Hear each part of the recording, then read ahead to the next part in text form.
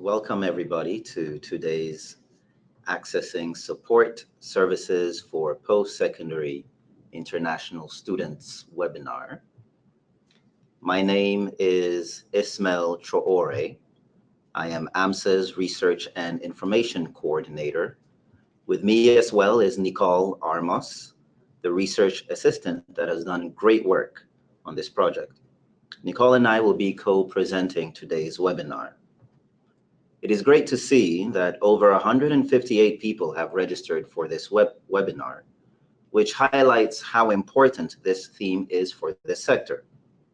We would like to acknowledge the financial support of the province of British Columbia through the Ministry of Jobs, Trade and Technology for this important research project and this webinar.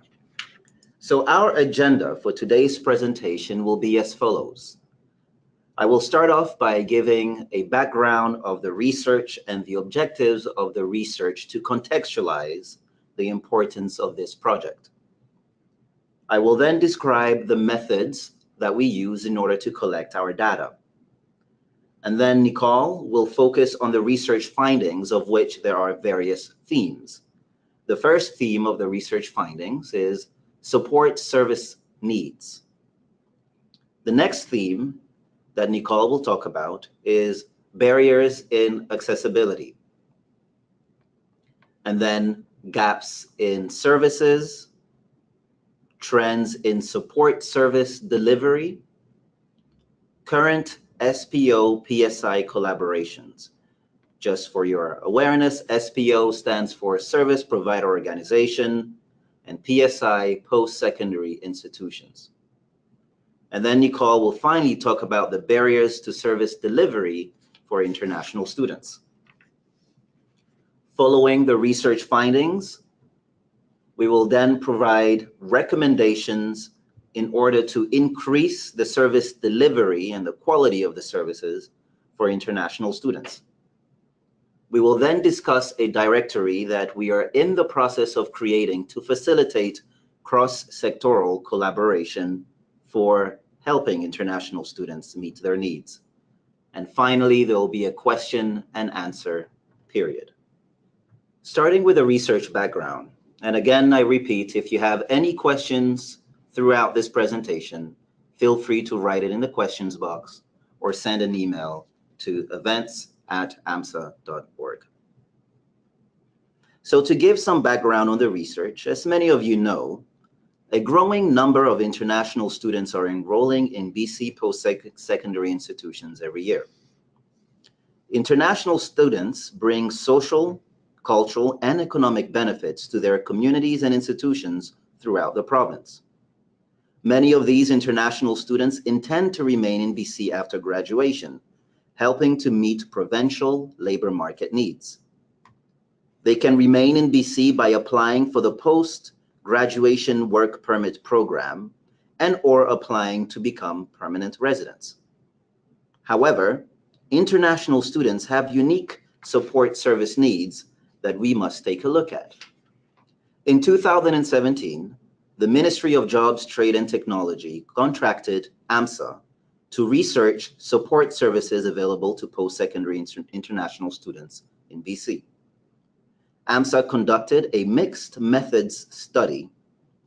We also produced a final report on the research, which will be available on SettlementNet and on our website, as well as a directory of services for international students.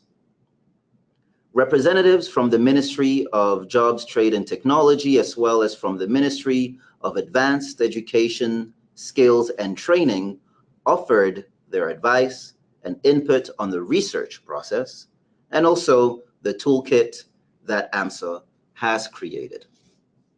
In particular, our study focused on support services delivered by public and private post-secondary institutions that are eligible for the post-graduation work permit program, and settlement service provider organizations who receive funding from BC Settlement and Integration Services. SPO services are intended to be complementary to the services provided by post-secondary institutions. However, to date, there has been no research on the collaboration between SPOs and PSIs in BC in regards to support services for international students. Our first research objective was to understand what types of support services post-secondary international students need throughout the student life cycle.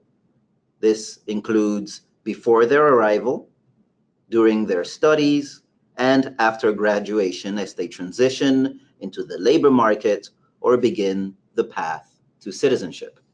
Additionally, we aimed to identify any gaps or overlaps in service delivery, identify the barriers or challenges to accessing or delivering needed support services, and exploring current and potential areas of coordination and collaboration between SPOs and PSIs. Let us focus now on the methodology. Between December 2017 and January 2018, AMSSA conducted a mixed methods study. It included the following. First, we did a survey of staff from SPOs and PSIs. This was followed with 3 dialogues, or if you prefer, focus group interviews with service provider organizations and post-secondary institution staff. Finally, we also did a survey of post-secondary international students. The surveys and dialogues were analyzed using qualitative and quantitative methods. We sent an anonymous survey to representatives from 55 SPOs and 39 public and private PSIs. We encouraged survey recipients to forward the survey to other staff in their organizations who provide support services to international students. The surveys explored the support services SPOs and PSIs offer international students and the barriers international students face in accessing services. Additionally, the surveys inquired into staff's degree of familiarity with services in each other's sector. It also explored the nature of current collaboration between SPOs and PSIs, and finally, any ideas for potential partnership between the two. A total of 20 service provider organization staff and 36 post-secondary institution staff responded to the survey. Because the survey was anonymous, we do not know how many organizations and institutions were represented. 93% of respondents reported that they work directly with international students, while the remaining respondents are in management roles. In total, 60% of respondents work in service provider organizations and post-secondary institutions in Metro Vancouver, and 21% work in Vancouver Island. There was also a smaller number of responses from other regions in BC, including 5 from the interior, 4 from the Fraser Valley, and 2 from northern BC. We also conducted dialogues, or if you prefer, group interviews. In January 2018, AMSSA hosted 3 dialogues with SPOs and PSIs across BC. The dialogues aimed to expand on the questions posed in the surveys, seek feedback on key themes emerging from the survey data, and brainstorm ideas for tools and guidelines that could support cross-sector coordination and collaboration. One teleconference dialogue invited staff from 2 SPOs from each region in BC outside Metro Vancouver. Another teleconference dialogue invited staff from 2 PSIs from each region in BC, also outside Metro Vancouver.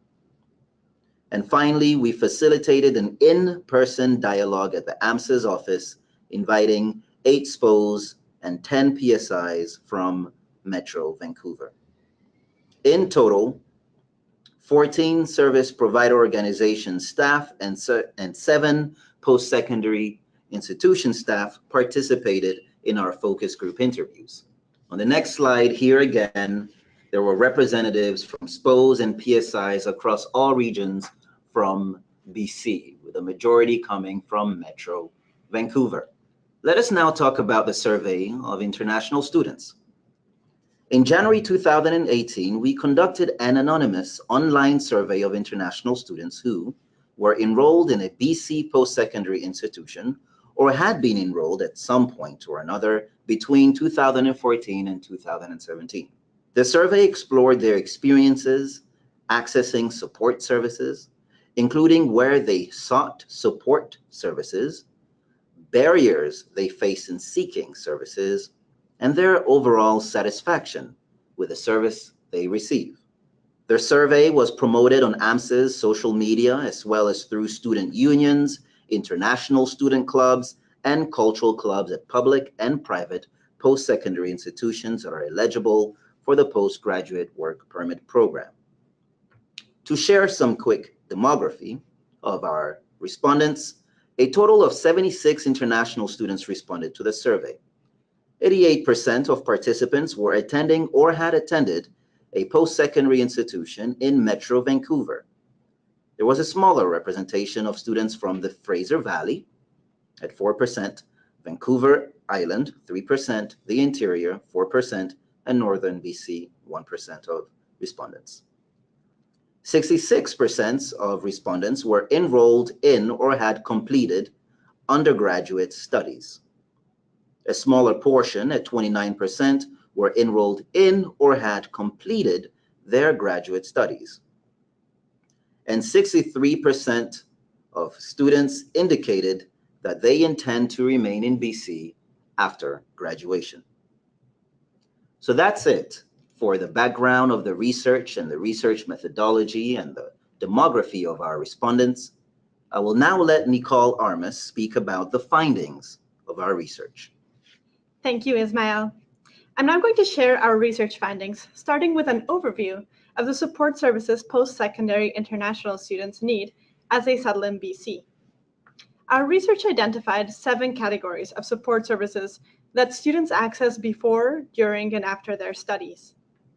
First, students often require orientation support, including information about their campus and city, and referrals to other local services.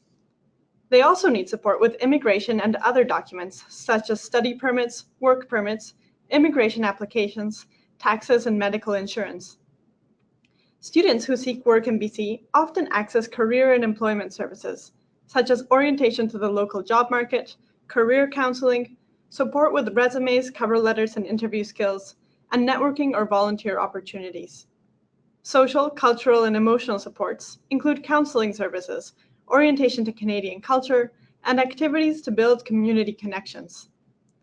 Some students may need financial and material support, such as financial aid, support accessing basic necessities, such as food and clothing, and support finding off-campus housing.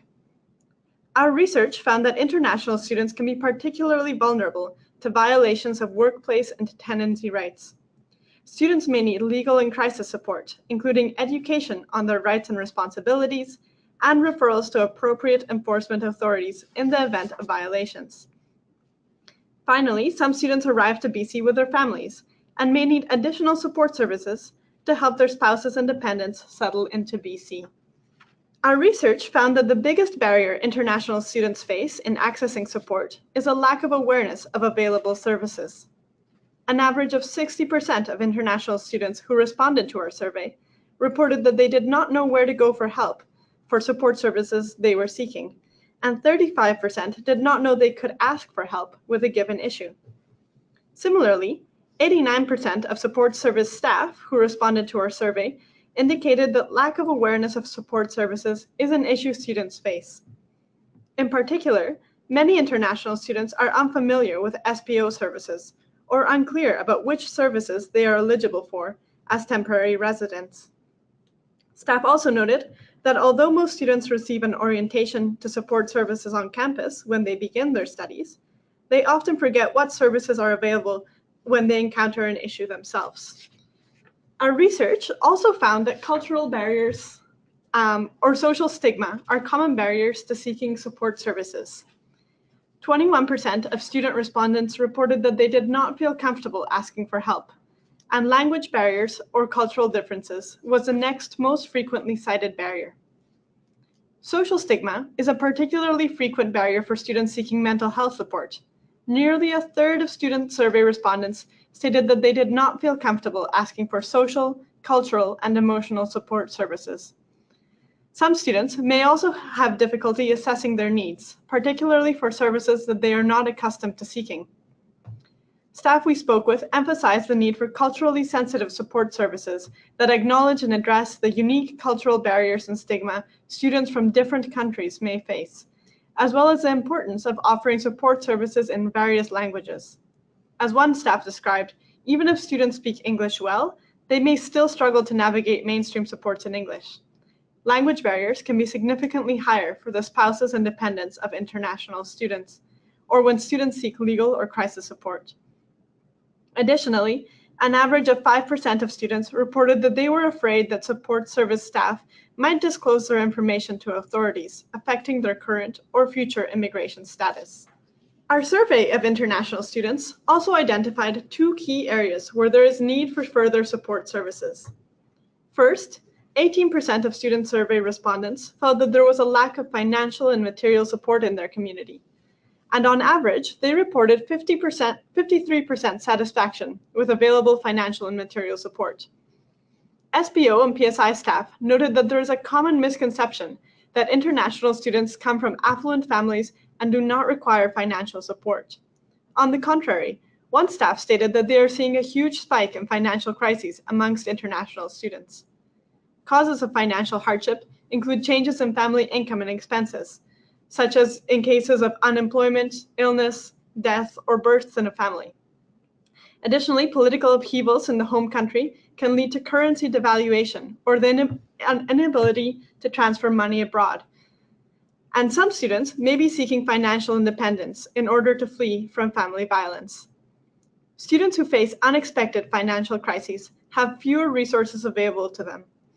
International students are not eligible for as many grants, scholarships, or bursaries as domestic students, nor can they apply for Canadian bank loans. The federal government also places limitations on the number of hours international students can work while studying. A related service gap is support in finding off-campus housing. Many PSI staff reported that their institution has limited capacity in campus residence, especially for families.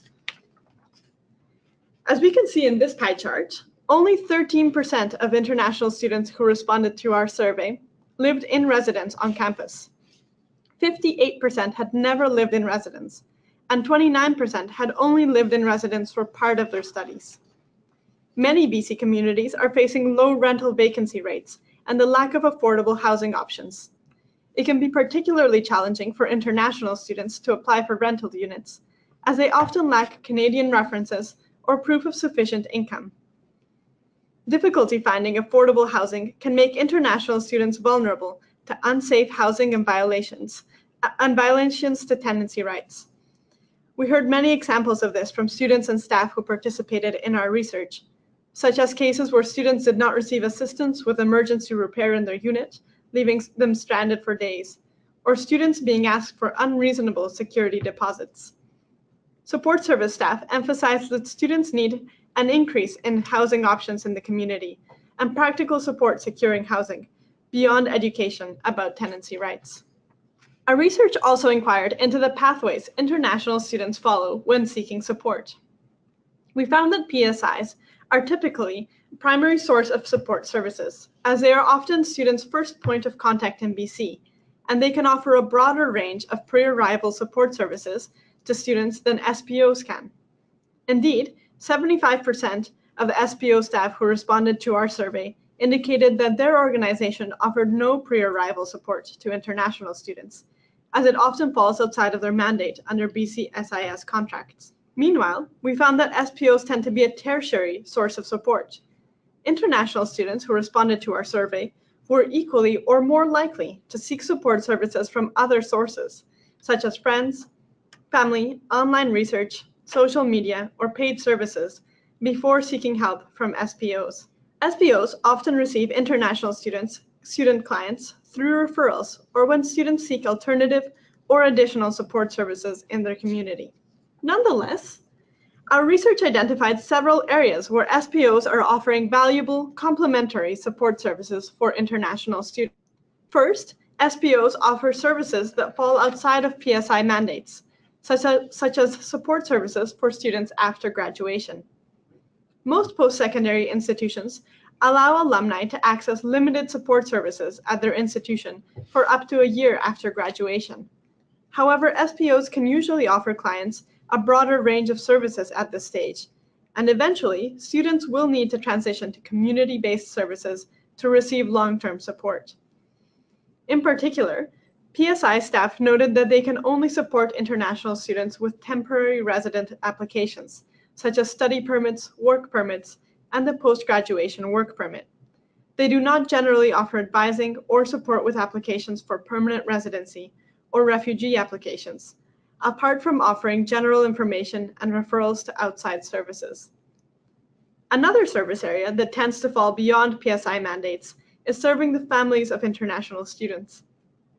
In our survey, only 28% of PSI staff reported that their institution offers support for spouses and dependents, while 70% of SPO staff reported that their organization offers services to this population. In many service areas, SPOs and other community organizations are able to offer specialized supports to address issues that fall beyond PSI staff's expertise. For instance, PSI staff described how they sometimes refer clients to community-based mental health services for support with issues such as post-traumatic stress, eating disorders, sexual assault, substance misuse, or family violence. SPO staff may also have more expertise in settlement and integration challenges, employment service needs, and immigration options for newcomers. Additionally, SPOs often offer support services in more language than PSIs. For instance, one participant in the research mentioned that they worked at an SPO where staff spoke more than 20 languages. Multilingual services can be particularly important in supporting the families of international students who may not be as fluent in English as international students themselves. SPOs offer opportunities to establish broader social or career connections in the community through community events, volunteer opportunities, or hiring fairs. SPO services may also be more geographically accessible for students living off campus, or offer services at more convenient times for students. Finally, by offering a wide range of services, SPOs offer students a valuable alternative or secondary source of support, especially for students who feel uncomfortable seeking support from their educational institution for fear of repercussions to their studies or immigration status. Coordination and collaboration between SPOs and PSIs can help address gaps in support services for international students while avoiding duplication. Our research found that the degree of coordination and collaboration between SPOs and PSIs in support of international students varies greatly in different communities in BC. Some SPO and PSI staff described strong cross-sector collaborations, while others reported that they were largely unaware of the services provided by other organizations or institutions in their region, or that they were just beginning to develop partnerships. Collaborations range from indirect support through referrals all the way to formal partnerships with established agreements. The most common form of collaboration that SPO and PSI reported in our survey was offering students referrals to cross-sector services. PSIs can also help SPOs promote their services among students through promotion in student newsletters or inviting SPO staff to facilitate workshops and presentations for students. Other forms of collaboration include making inquiries about student needs or partnering to deliver programs, events, or services, including orientation programs, workshops, or cultural events. Similar to the students' barriers in accessing support services, the biggest barrier to collaboration between SPOs and PSIs was a lack of awareness of cross-sector services. The majority of SPO and PSI survey respondents indicated that they are not very familiar with the support services that the other sector offers for international students. SPO staff who responded to our survey reported an average of 63% familiarity with PSI services, while PSI staff reported even less familiarity with SPO services at an average of 34%. Several PSI staff stated that they were not aware that SPOs offered any services to international students, or that they were unclear about the scope of services international students were eligible for. Many assumed that SPOs only served permanent residents and citizens. Meanwhile, SPO staff reported that they were not always aware of the extent of PSI support services, and many SPO staff in our dialogues were surprised to hear that PSIs offer some support services for alumni. Another major barrier to collaboration that staff cited was limited organizational capacity. In particular, several SPOs stated that their organization lacks the space, staffing, and funding to meet the growing demand for international student support services. When discussing possible strategies to increase the visibility of available support services, many SPO staff explained that their limited capacity actually deters them from advertising their services or from seeking further collaborations with PSIs in order to limit the number of clients they receive. Some PSI staff also noted that their institution has limited capacity, leading to long wait times for services such as campus residence and mental health services. Additionally, both SPO and PSI staff noted that immigration support services are in high demand. However, the extent of available services depends on whether SPOs and PSIs have certified immigration advisors on staff. Certified immigration advisors can offer more in-depth individual advising and support with study permits, work permits, and immigration applications. Meanwhile, organizations and institutions that lacked certified staff can only offer basic information, orientation to IRCC websites or contact information, and referrals to private services from certified advisors or lawyers for further assistance. The government of BC is working to develop guidelines on how SPO staff can assist temporary resident clients in immigration processes within these limitations. SPO and PSI staff expressed a strong interest in increasing cross-sector collaboration to support international students. Our dialogues with staff surfaced a number of recommendations to develop and improve collaboration, which I will introduce in the following slides. First, SPO and PSI staff emphasized that it is critical for service providers to develop greater awareness of the range of support services available to international students in their community.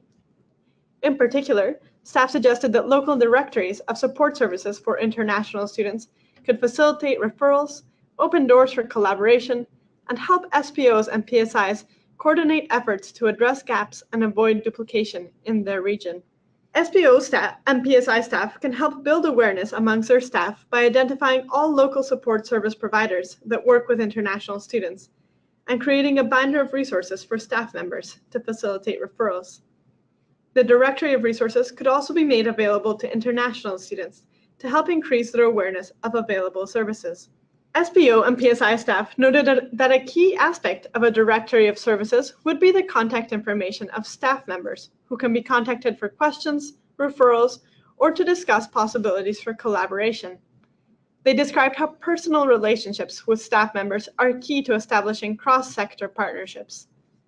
SPOs and PSIs could establish a staff member in their organizations to act as a liaison for collaborations with other support service providers around the needs for international students.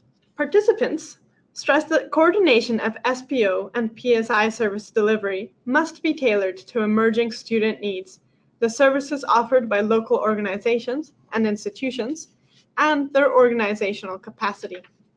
They recommended regular meetings between local service providers to discuss student enrollment rates, demographics, emerging needs, available services, and the current workloads and wait lists of each organization. This way, SPOs and PSIs can coordinate services and referrals, and promotion of services can be balanced with organizational capacity. In some cases, this may mean agreeing not to widely promote an SPO's services to the student population, and delineating specific criteria for referrals to narrow the stream of clients accessing SPO services. Annual meetings can also help SPOs and PSIs develop criteria and pathways for referrals and brainstorm forms of collaboration and coordination to best meet key service areas, including support services for students before they arrive to BC, supporting students as they transition into community-based support after graduation, support services in other languages, access to certified immigration consultants, support services for spouses and dependents, legal aid and crisis support, and time-sensitive support in the case of long wait lists for urgently needed services. Finally, participants identified a number of other key stakeholders and community partners who could participate in these meetings. For instance, many international students receive support from local religious institutions and cultural community groups.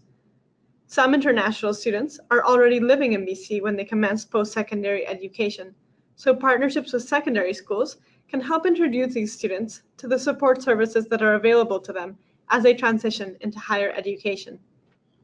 International students access many other local services beyond SPOs and PSIs, including local employment agencies, immigration consultants, financial institutions, nonprofit organizations, legal aid, and emergency responders. Establishing more formal connections with these services can help facilitate referrals and open opportunities for collaborative programs, such as inviting service providers to host workshops for international students around particular needs. Additionally, international students themselves are valuable partners in addressing peer needs and supporting program development. Several student survey respondents expressed an interest in supporting incoming students, and some PSI staff described how they seek input from international student advisors when developing new initiatives. I'll now pass it back to Ismaël to introduce one of the tools and guidelines we created as part of the research. Thank you very much, Nicole. From this project, we are creating a toolkit, one of which is a directory. There's going to be 3 different tools in the toolkits, and the main one is a directory, and it's still in progress. Some of you may have responded to the survey that AMSSA sent out not too long ago, asking for information about the services provided in your particular organization or department or office, to be more specific. So during our dialogues, participants from SPOs and PSI mentioned that a directory would help them have more awareness about the services in their community that international students are eligible for.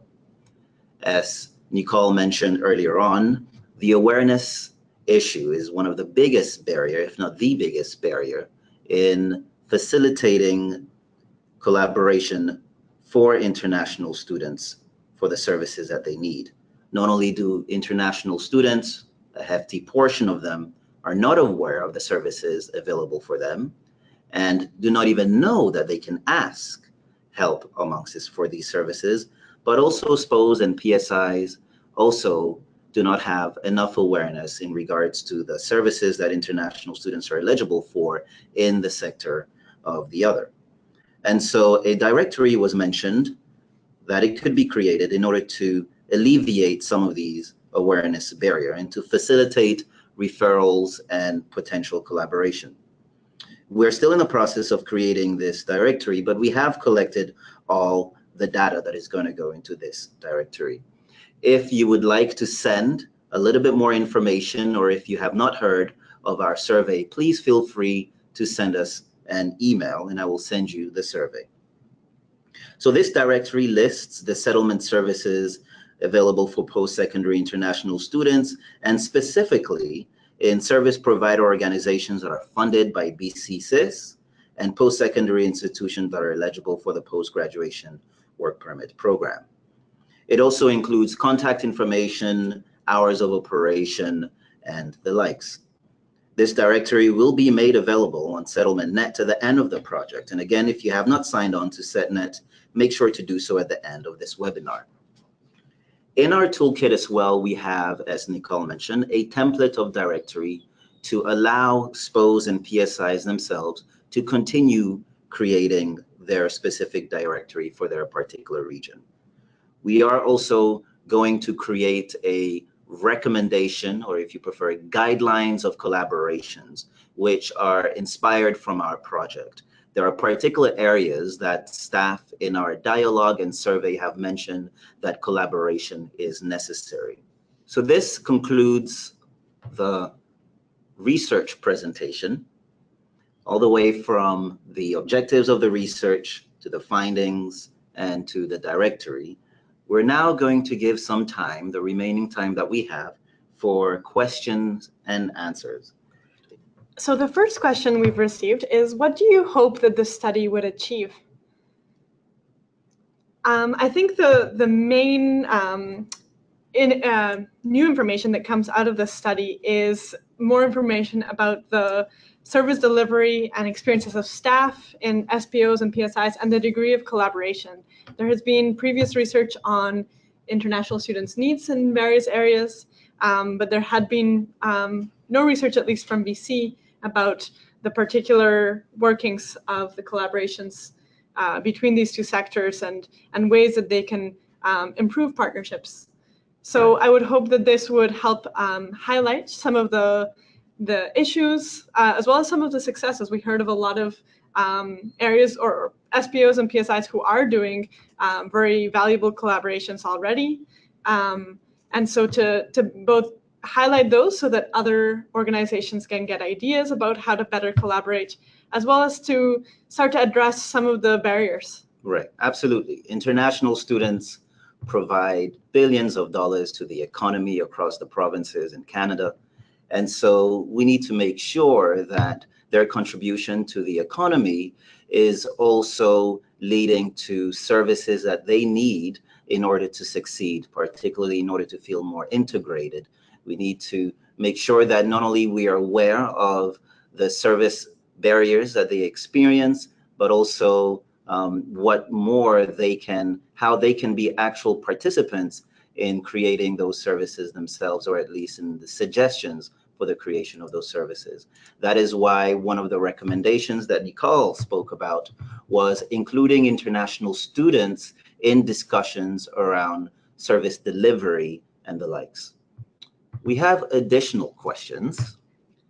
This question here is, I would love to get the survey. I am currently developing an outreach presentation to connect with international students.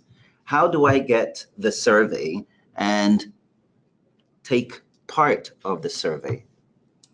Well, unfortunately, AMSSA surveys have closed. The survey period has closed as we were starting to develop the final report. However, the final report of the research will be available on AMSSA's website, and we can, and it'll include more data on the different questions we asked. So potentially, you could use that report to be inspired for developing a survey, whether it is with the international students you're working with, or even staff in your own organizations or institutions. I think it would actually maybe be valuable to, alongside reading the report and getting more details about the findings, to do, internal conversations with staff and students who you work with to get a better sense of locally how these issues may impact you, or what more recommendations could surface. So the person that asked this question, please do get in touch with me, Ismaël Traoré. You'll find my information on AMSSA's website. It will be interesting for us to have a conversation in regards to the presentation, the outreach presentation you are creating, and see if any of the information that you have and that we have would be worth sharing, and if there are any points of similarities comparing and contrasting. I do not know the particular area, region where you're doing this outreach, but it'll be interesting to see if there's differences in the data that we collected and the one that you are collecting for your presentation. The next question we have here is, will you share the webinar slides and will the recording be online? Absolutely. We will share the webinar slides. We will also share the directory, and we will be putting the recording online. The third question is, what services are international students eligible for? And so, this depends where they're seeking services. At post-secondary institutions, international students are eligible for both services that are dedicated to that client population, as well as services offered to all domestic students. the only limitations are, for alumni, services tend to be more limited. And as we mentioned, some services, there's limitations to how much they can offer. For instance, immigration services, we heard from many post-secondary institutions that they can only offer, help with temporary resident applications and not, permanent residency applications or refugee applications. So that can depend on, the staff available and expertise. Within settlement service provider organizations, they receive funding through BC-SIS to deliver some services to international students. And these are very clearly demarcated within the contracts for this funding. So I don't have the list with me right now, but you'd have to get in touch with settlement service organizations in your region to see, first of all, which services they are even eligible to offer international students, as well as which ones they have available, because some organizations have limited capacity and they can't offer full services depending on their staffing. Right. That information is also going to be available on our directory. So once that directory is made public, you will know which services international students are eligible for in the post-secondary institutions and the service provider organizations that have responded to our survey. But be mindful that the survey is a living document, as we say. The directory is a living document.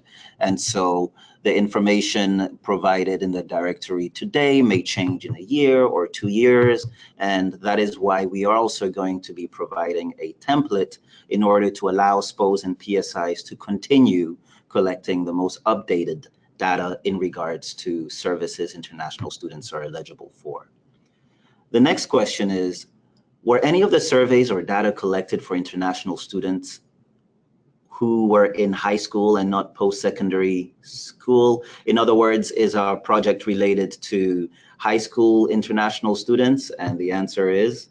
No, unfortunately, because of the scope of the research, we were focused only on post-secondary international students. However, we did hear from participants that another very valuable research area for future studies would be international students who are in high school and their experiences, and even possibly the transition period. I remember we heard from one participant who mentioned that it's actually harder to make students aware of campus services when they're coming from high school than from abroad, because they might feel a little bit more familiar with the community and the school, and they might not realize that there's special services available to them as international students, such as immigration support, etc. They tend to be a little bit more disconnected. So that's definitely an important area for research, but unfortunately outside of the scope of this present study. Yeah, and also it's the scope of the present study is also informed by international students. Where do they go? Where do they apply to when they come here? And the majority of them apply to post-secondary institutions. And so it makes sense that we start with where the majority are going to see the issues that they are experiencing. So the next question is, who would be hosting and keeping the information updated in the directory moving forward? Yes, that is a very good question. As I had previously mentioned, we are creating a template that will be provided to PSIs and SPOs themselves to collect that data. However, AMSSA is looking into other opportunities in order for us to continue updating this directory. More information about that will be made available in the future. The next question asks, can you suggest where we can find professional development for cultural diversity or sensitivity for staff? Yes, well, AMSSA has the Safe Harbor program, which is a program that teaches people about issues of cultural diversity, sensitivity, discrimination, racism, intersectionality, and all these very important concepts in this particular field. So feel free to contact us at AMSSA in order to ask about our Safe Harbor program.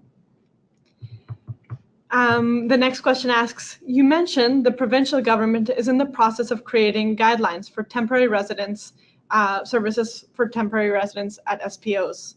When will these guidelines be available? currently the funding for SPOs to provide services for international students is limited under BC top-up funding. Unfortunately, we don't have information at this point from the provincial government about when those guidelines will be available. But if in the future, if AMSSA is advised about this, we will definitely share this information through. Would it be the settlement net? Absolutely, settlement net, and also we will email participants who are here in this webinar in regards to the answers to some of these questions that necessitate a follow-up. So stay tuned. We have additional questions. Under which funds settlement providers are working assisting international students? Sorry, I'm just gonna. I believe the question is, which pot of money, under which fund yeah. Right, so this is from, what's the acronym BC-SIS? British Columbia Service. Settlement. Integration Services. Right. Apologize for that. So British Columbia Settlement Integration Services is providing SPOs funding for serving international students. Right. So it's obviously through the provincial government and not the federal government. How would this directory be different from the Red Book or BC 201? Well, the immediate answer to that is that the Red Book and BC 211 do not specify which services international students are eligible for. It is broader and doesn't provide that specificity. So that is how it will differ. Yeah, so this would be focused only, it would be a resource where staff could look up services that are specific to international students. Right. And the Red Book and BC 211 also speaks of services that are beyond post-secondary institutions and service provider organizations, and they look into other organizations and community services. But we are only focusing on PSIs and SPOs and international students.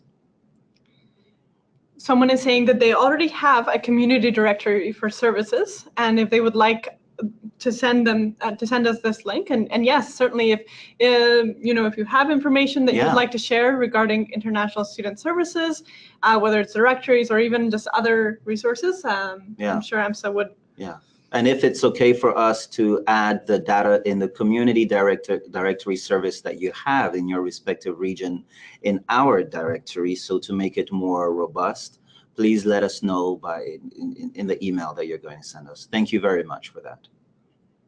The next question is, would the directory of services and the pending guidelines of collaboration be accessible by members of the general public?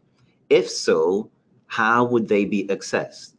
If not, how would someone interested in furthering their knowledge about this very important subject matter access them? Well, the directory of services will definitely be available to the public. Also, there will be the final report of this project that will be made available to the public. Now, as for the guidelines of collaboration and the directory template, the audience that we had in mind when we were creating those are specifically staff who work in PSIs and SPOs with international students. And so where will these be accessed? Well, they will be accessed through Settlement Net, which is our database that we run at AMSSA. Go onto our website and subscribe to Settlement Net. It's free. They will also be available if you send us an email. And that is something that I can respond to you personally. Someone is asking, could you repeat the toolkits again? Do we want to just do a quick overview? Sure. So the first is a directory. The second is a template. And the third is a suggestions for collaboration between service provider organizations and post-secondary institution staff who work with international students. And to clarify a bit, so the guidelines that are for staff, it's really a summary of the recommendations that are also in the final report. So the final report will give detailed findings, including those recommendations. The guideline is just a one-page document that we created pulling out action items for staff. So that's why it's kind of more focused towards SPOs and PSIs, but all that information will also be in the final report. Right. The next two questions are similar. Do you have a timeline on the report, or when will the directory be available? The timeline on the report is within 2 weeks, and the directory is also within 2 weeks. What are the ways to distribute the directory of service providers among international students you will use? We have one suggestion is to have the directory be included in the package that international students find when they go to their dorm rooms in the beginning of the term, right? So for international students who stay on campus, sometimes they find leaflets in their rooms and so on and so forth, or sometimes it's provided during orientation. It'll be great if post-secondary institutions can take the lead, print the directory, and make sure it's included with whatever packages that international students are given throughout the first couple of weeks of,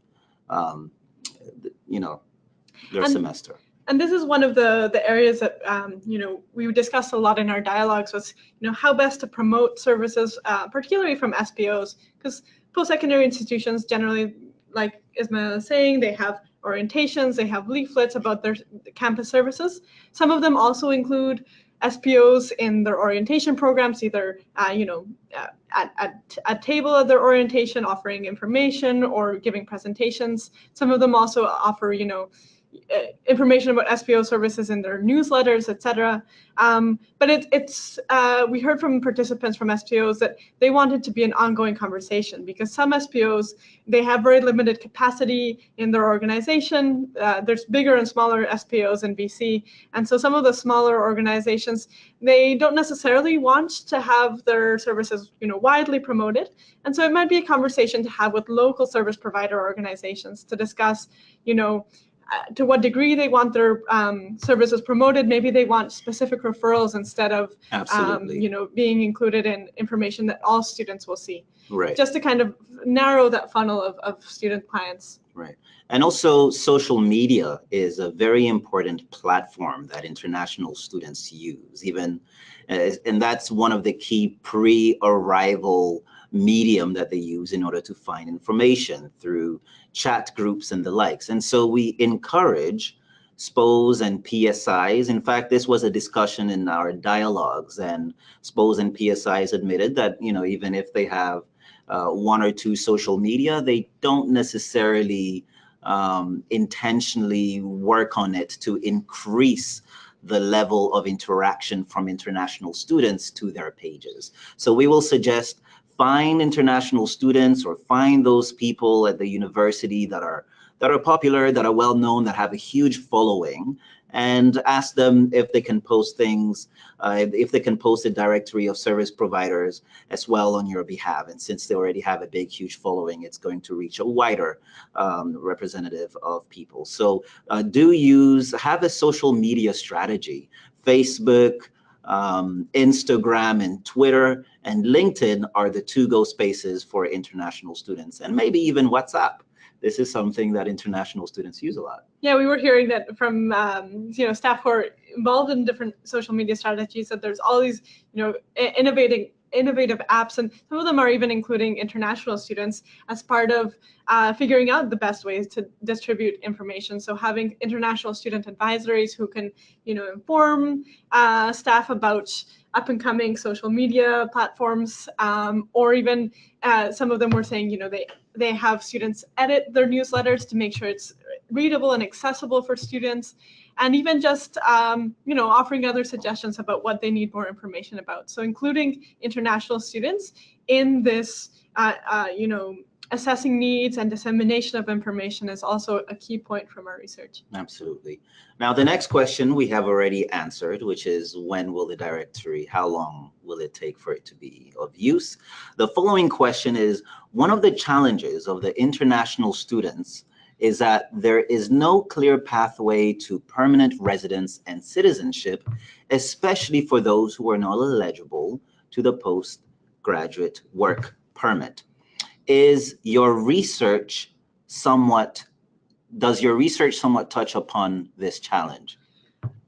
To some degree, it did. I mean, we did definitely hear this from staff members as well, that, you know, there is a little bit of a gap there in transitioning students from post-secondary institutions out into community for both immigration services as well as other services. Typically, this is because post-secondary institutions have limited services available for alumni, and particularly around immigration. You know, post-secondary institution staff were saying that they can offer general information, sometimes workshops, but they can't give specific individual advising under their mandate to international students about different options for their particular case. And so especially, you know, if students are not eligible for the postgraduate work permit and need to consider other options, this is where post-secondary institution services are limited. And this is where, you know, SPOs can be a good collaborator in this, because they offer immigration services to a broader, you know, range of clients. And so they might have more knowledge or information or advising for students who kind of fall in the gaps there and who need more specific advising. Right. And it also touches upon a challenge that was mentioned in our study, which is that recruiters who are outside of Canada, who are recruiting international students to come to Canada, there needs to be some form of regulation so that they provide the correct information in regards to whether this university or that post-secondary institution is eligible for the postgraduate work permit. So sometimes the challenges of the lack of clarity in regards to pathways to permanent residence and citizenship is because the information from agents outside of the country and who represent Canada are unfortunately not providing the correct information. And to date, there is no follow-up or regulation of that. Yeah, and certainly, you know, partly from recruitment agencies. And we also heard that because, you know, international students, at least in our survey, responded that, you know, after post-secondary institutions, their second most popular form of support is just a wide variety of, you know, friends, family, social media. They're getting information from a wide amount of sources. And this is really positive because, you know, they can get, you know, peer support, and they can get, you know, the more points of support that they can get, the better. But particularly for things such as immigration advising, it can be a bit dangerous for students to get, you know, possibly misleading information, information that isn't updated with current, you know, regulations, or information that is not, you know, particular to their case. And so this is where it's really important for students to be aware of the available services, especially if there are certified immigration consultants available on staff in local SPOs or in their own university, so that they can get sometimes just clarification or a second opinion, or someone to, you know, double check what their you know, thoughts about something is. So we're going to move on to the next question. So this one is, from working in social services outside of settlement, I could see that the lack of awareness of community social service agencies made students more vulnerable to abuse. Was this part of the study? Yes, it was. We heard that from a lot of SPO staff that, you know, because students are not aware of both the services available and also their rights, they're more vulnerable to abuse. And so this is definitely one of the areas of services and just information that staff emphasize that students need a lot of, you know, workshops, information about.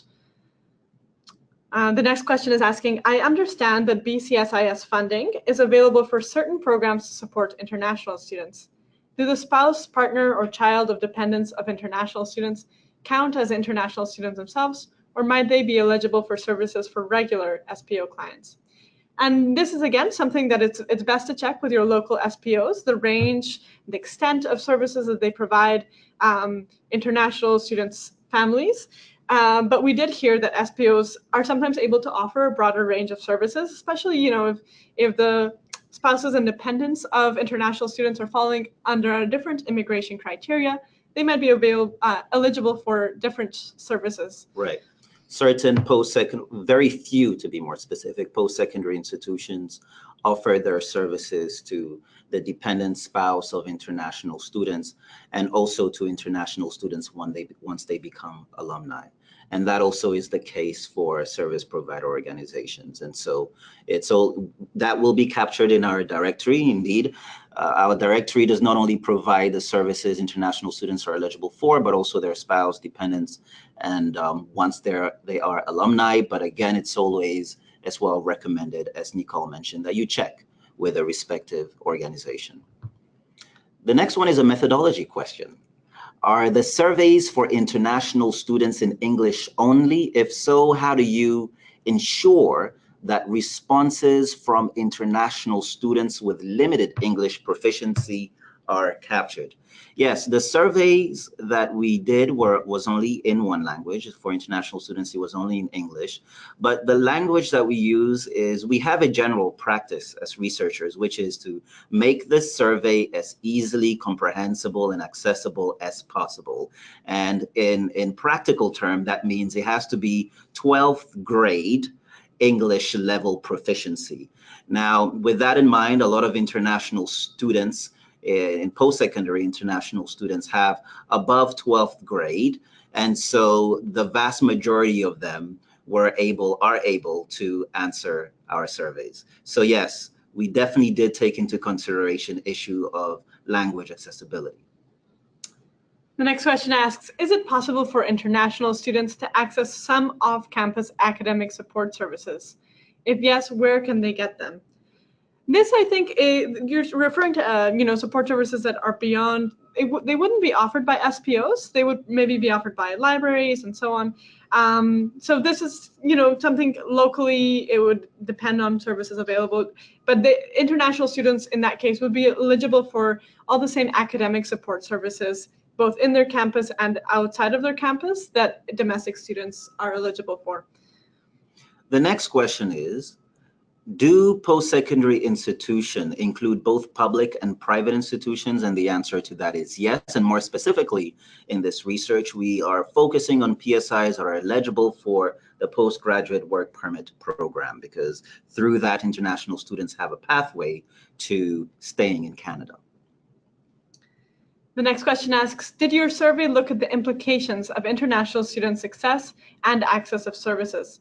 Are they more likely to go home? What are the implications of them not accessing services? Is it just a bad experience, or are there other significant costs? Well, our survey of international students, didn't actually ask the implications, but we did, in our long form responses, we did hear from some students, not necessarily that they went home, but it definitely did make certain things a struggle. Some of them had to turn towards, paid services such as legal aid if they weren't getting accurate information from recruitment agencies and so on, and they didn't know, where else to turn. So we don't have data from our research specifically offering these implications, but yeah. A great majority of our participants, international students, mentioned that they intend to stay in Canada.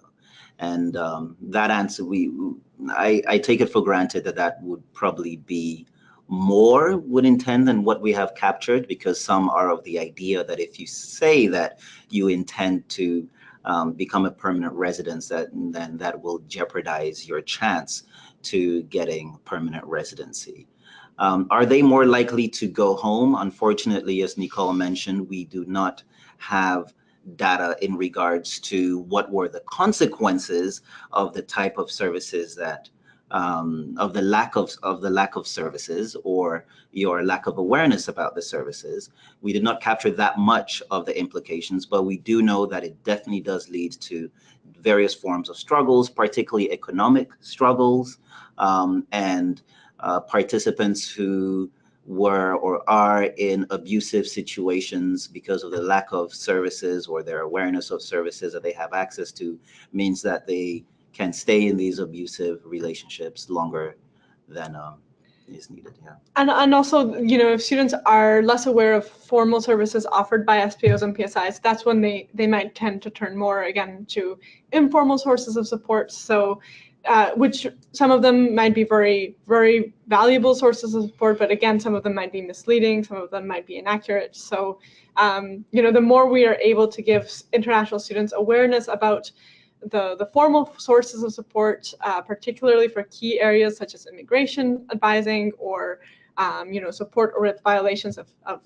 tenancy or workplace rights, that way they're getting, very solid support around key issues. Right. The next question is that you mentioned that the directory will be available on SettlementNet when finalized. How will post-secondary institutions access the directory if they are not members of SettlementNet? SettlementNet is available for everybody. You don't have to be a service provider organization, and you don't even need to be a member of an institution or organization. You can subscribe just as an individual. So it will be available on SettlementNet for everyone as long as you're subscribed. Additionally, we will send an email to participants in the webinar and also participants of our study that the report has been made public, the directory has been made public. So these will be the two avenues that we will use. Next question asks, are there any courses or training programs for staff working with international students to help them get a better understanding of cultural differences? If yes, where? That's a very, very good question. And I think it also, it goes very well into a follow-up question, which is what more can we do with the findings of the study beyond a directory and beyond a suggestion of collaboration between SPOs and PSIs? That is a great idea that we think would be more relevant at a local level. I personally am not aware. I do not know, Nicole, if you are aware of any programs for staff who work with international students, but there definitely are at UBC, for example, programs that you can take in order to become an international student advisor, in order to understand about immigration services that are available, and also around intercultural themes, right? Issues of cultural and diversity. And I would really encourage, organizations and institutions who are listening to our webinar and who are accessing our final report to really have these conversations within your organizations and institutions. Talk with your staff, talk with, higher levels within your organizations and institutions to discuss possibilities of bringing in training, perhaps around cultural sensitivity, because it was really one of the key concerns that participants were sharing from the staff side about there not being, even enough awareness about the differences between international students. International students are coming from all over the world. And so there's definitely, I think, a lot of potential for ongoing training and just developing this general field of working with international students and developing, knowledge exchange opportunities. Absolutely. And AMSSA, as I mentioned earlier on, has a Safe Harbor program, which you can apply to, and we will provide you with diversity and inclusion training. There's a question, there are programs or services for partners? Are there programs or services for partners? What type of programs or services are we referring to here? And I'm not sure what partners would refer to. I don't know whether this question is asking, are there programs or services, for partners outside of, beyond SPOs and PSIs. There's, like we mentioned, there's many other stakeholders in the community who can be potential partners.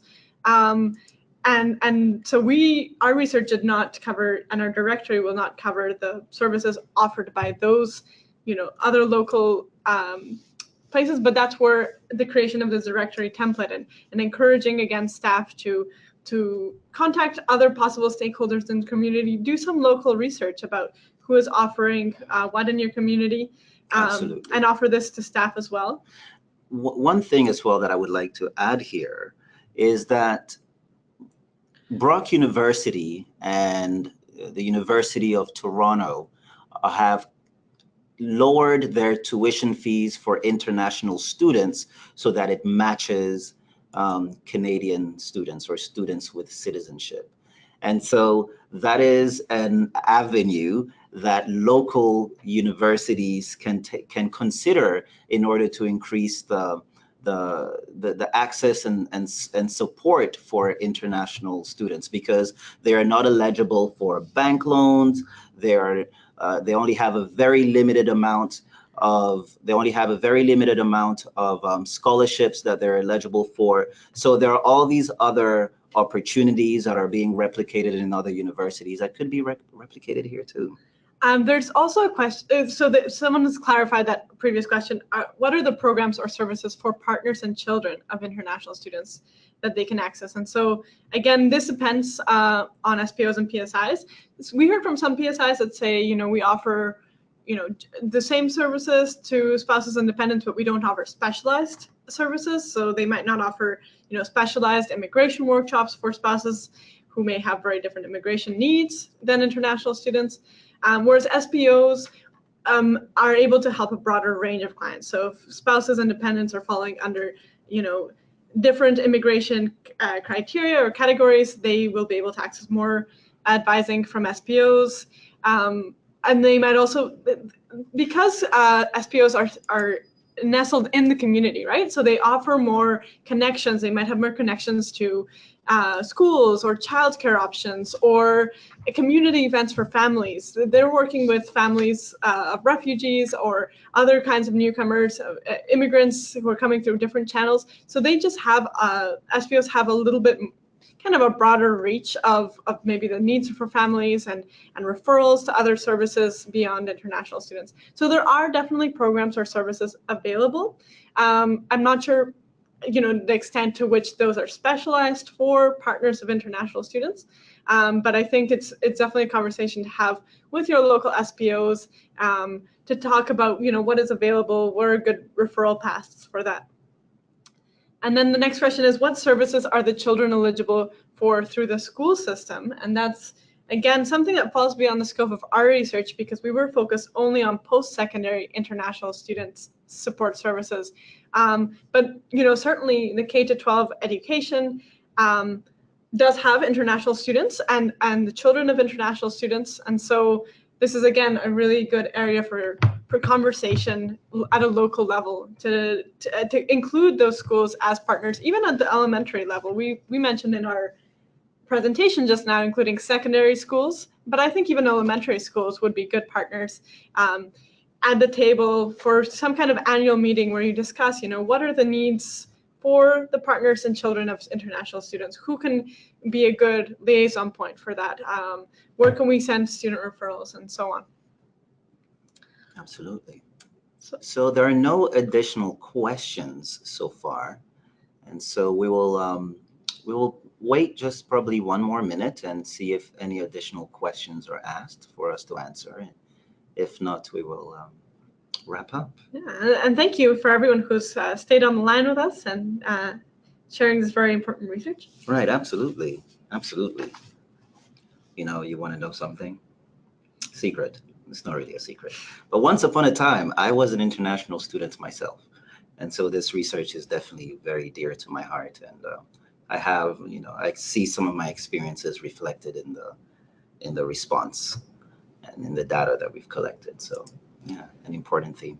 Yeah, and it's been an interesting partnership because I work with both domestic and international students who are facing, issues with academic success in the university I'm in. And so again, I've also, seen a lot of and gotten a lot of great ideas from this research. So I would actually, recommend it to, PSI staff to share the final reports and your experiences with this research if you were a participant, and maybe share this webinar with other staff at your university who are maybe working with international students as well. So what have you found in your work with international students that they experience that may be different from citizens? I think it's just additional stress, they're dealing with all the normal student issues, academic issues, but they're also dealing with being here maybe for the first time alone without their families, having greater financial limitations. And so, yeah, it just kind of all compounds. Okay. We have a referral here that says, South Vancouver Neighborhood House offers an inclusive service for international students and their families. There are some limitations on extra support services such as child minding and bus tickets, but please refer them to South Vancouver Neighborhood House. That's great. Like, this is such great information. And, we're going to be trying to collect some of this information about services offered to, like, again, international students and their families in folks who have responded to the survey that led to our directory. And I think, getting in touch with your local PSIs about services that you might have realized within this webinar that are needed, and just, even just sending a quick introductory email to all your local PSIs and saying, hey, we offer all these services. We offer these services for the families of international students. These are the services we would like to have widely promoted, or these are the services that we would love to have more referrals for. So just getting in touch at a local level, this is really where all the action happens. Absolutely. The next question is saying, currently the funding for international students is very limited in SPOs, and does this research help to more future funding?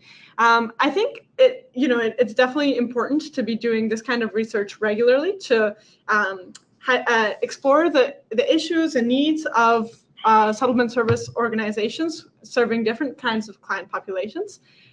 We can't really speak to specific policy development that might or might not come from this, but we also did hear from both PSI and SPO staff who were saying that they would see potential collaboration for advocacy, or for working together to offer recommendations for policy development, or for even local funding initiatives. So.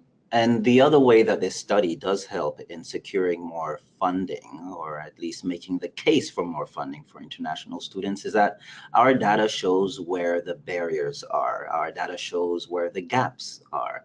Our data shows where additional collaboration and services are needed. And therefore, that information can be used in order to advance a case for more funding for international students, particularly that international students are a growing population of the Canadian post-secondary education populace. So absolutely, you will be able to use this study for that purpose.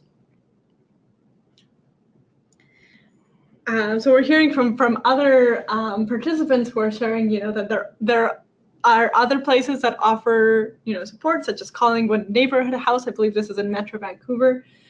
It's great to hear, and we saw this a lot in our dialogues as well. Just so much energy and interest in sharing information. So setting up local, whether it's email chains or liaison points or local meetings, so that you can continue to share this valuable information with each other in your local region. There's a question on who is the staff person at the South Vancouver Neighborhood House. We mentioned earlier on that the South Vancouver Neighborhood House provides services for international students and their family, and there's the question of who is the staff that can be connected or contacted to have that additional information.